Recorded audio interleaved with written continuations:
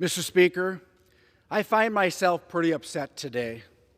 My colleagues on the other side of the aisle are trying to deceive the American people.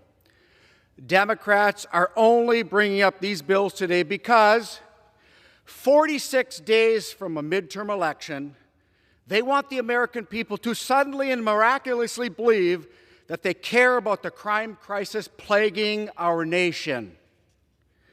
219 Democrats voted to defund the police and take away resources from law enforcement, including qualified immunity. 219 Democrats voted for legislation that effectively destroyed the profession that I love so much. You can laugh, Mr. Chair. I wore the uniform of local law enforcement, and that smirk upsets me. Make no mistake, Democrats are the reason recruitment, retention, and morale of law enforcement officers is at an all-time low and crime is at an all-time high.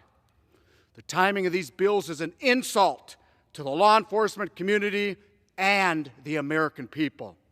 To my Democrat colleagues, where were you when the protesters came to my state of Minnesota and set up GoFundMe pages to raise money and bail out violent criminals who assaulted and beat innocent people?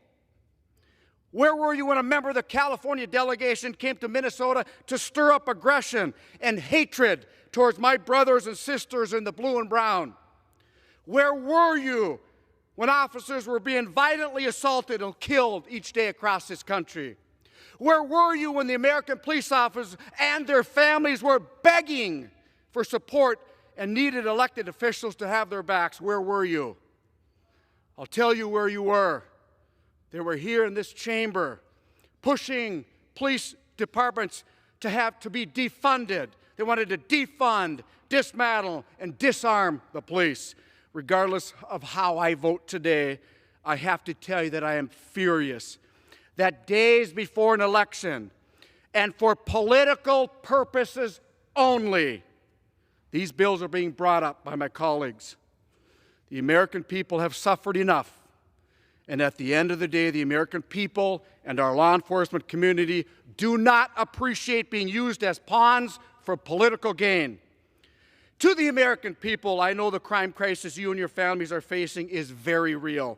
And I will not stop my work to reinvigorate the law enforcement profession, to hold lax prosecutors accountable, and to put violent criminals away. My time in uniform may be over, but my watch will never end. And I yield back. Gentleman yields back. Members are reminded to direct their comments to the chair.